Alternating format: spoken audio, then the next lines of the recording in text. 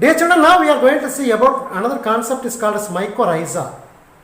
Mycorrhiza is a symbiotic association between a group of fungus and roots of higher plants. So both fungus as well as the plants are getting mutually benefited, that is why it is called symbiotic association. If both the organisms are beneficial, then this is called as symbiotic organism. Here the fungus as well as plants are both are mutually benefited, that is why it is mycorrhiza is a symbiotic association. The symbiotic association between fungal mycelium and roots of plant is called as mycorrhizae. In this relationship, the fungi absorb nutrition from the roots, and in turn hyphal network of the mycorrhiza forming a fungi helps to the plant to absorb water and mineral nutrient from the soil. Mycorrhiza is classified into two types: endomycorrhiza, ectomycorrhiza. So this type, this side which is showing endomycorrhiza, this side is showing ectomycorrhiza. Endo means inside, ecto means outside. So this is plant cell, this is root of plant cell. This is also root of plant cell. So this is fungus. This fungus is penetrated inside the plant cell, root cell. So this fungus is enter inside the plant cell. That is why it is endomycorrhiza. Rhiza means root, myco means fungus, endo means inside. That means these group of mycorrhiza enter into the cells of the root. This is called as endomycorrhiza. Ectomycorrhiza means these are the mycorrhiza which are present in the outside the root. They will not be penetrate inside the root. So these are maybe present only up to cortex, but these are present deep inside. So the symbiotic association between these roots and stem will be called as mycorrhiza. So importance of the mycorrhiza we can able to see. These mycorrhiza helps to derive nutrition in monotropa. Monotropa is angiospermic plant, a saprophytic angiosperm. This mycorrhiza improves the availability of minerals and water to the plant. Mycorrhiza provides drought resistance to the plant.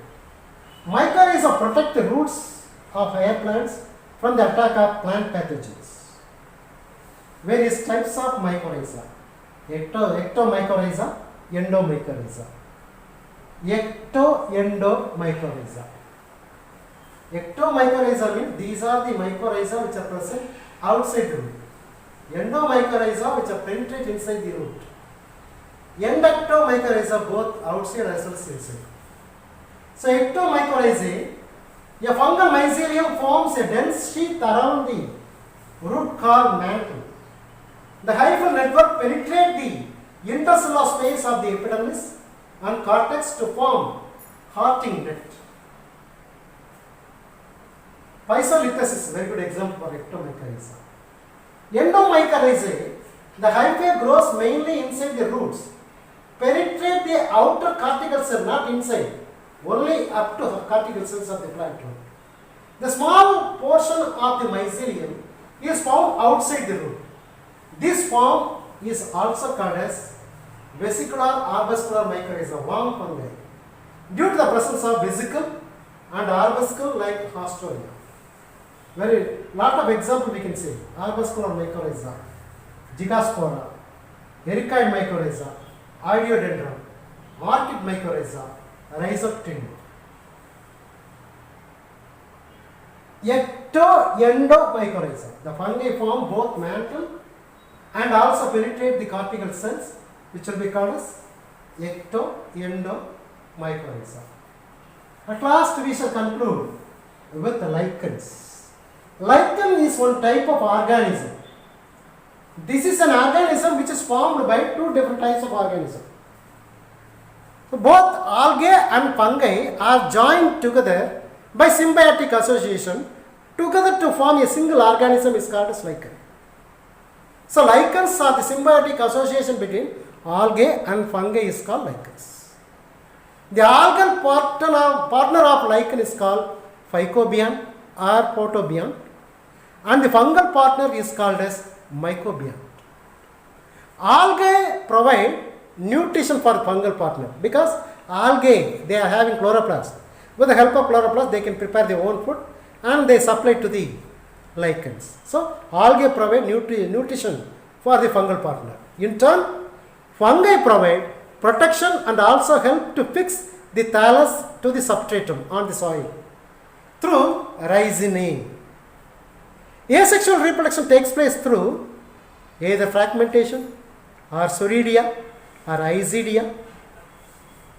In such a way, they can reproduce. Phycobion reproduce by acinates, Hormogenia, Aplanospore, etc.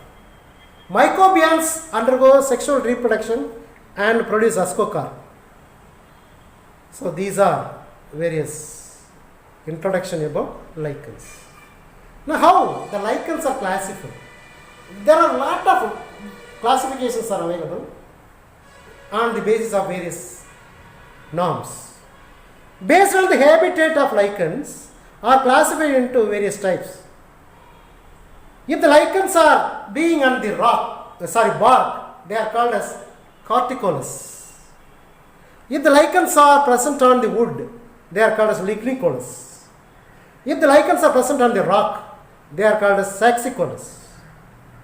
If the lichens are present on the ground, they are called as terricolous. Some of them living on aquatic condition. If it is living on marine water, they are called as anciliceous rock of sea. If it is on freshwater, anciliceous rock of freshwater. On the basis of morphology, external structure of thallus, they are divided into leprose, a distinct fungal layer. Crustose, a crust-like appearance. Foliose means a leaf-like appearance. Fruticose, it is a fruit-like appearance. Branch, pendulous, shrub-like appearance. So, look at the picture. This is crustose lichens. So, these are foliose lichens. These are fruticolous lichens. So, distribution of algal cells distinguishes lichens into two forms, namely homeomerous and heteromerous. What do you mean by homeomerous? Lichens are nothing but algae and fungi are living together. If algal cells are evenly distributed in fungal, then this is called homeomerous. A distinct separate layer, this is algal layer, this is fungal layer. In such a way, the layers are separated, then this is called as heteromerous. The layers are not able to distinguishedly distributed and evenly distributed, they are called as homeomerous. If distinct layers are present like algal layer and fungal layer, then they are called as heteromerous lichen. So homeomerous lichens, heteromerous lichens. Of the fungal partners, lichen belongs to ascomycetes, it is called as ascolichen. And if it is Basidiomycetes, it is called as Basidiolichen. So, these are all various types of classification. Then what are the uses of lichens? Lichens secrete certain organic acid like oxalic acid, which corrodes the rock surface and help in weathering of rocks, thus acting as a pioneer in xerisy. That means lichens can able to synthesize or secrete certain oxalic acid on the rocks. Due to the acidic nature, due to this acid, the rocks will be break down or corrode and break down to form soil. This soil will make the lichens to grow. So these lichens are the pioneer for xerisy. In xerophytic succession, lichens are pioneer. It's an initial organism. Acetic acid produced from lichens so antibiotic properties. So certain acetic acid are like organic chemical which are released from lichens will be used as antibiotic property. Lichens are sensitive to air pollutant especially to sulfur dioxide. Therefore, they are considered as pollution indicator. So if there is any sulfur dioxide is present, they cannot able to survive. And also, this lichen can able to produce dye. The dye present in the litmus paper used in acid base indicator in the laboratories is obtained from Rosella montagni. Similarly, Gladonia reinster moss is used as food for animals living in tundra regions. That's all about lichens. Thank you.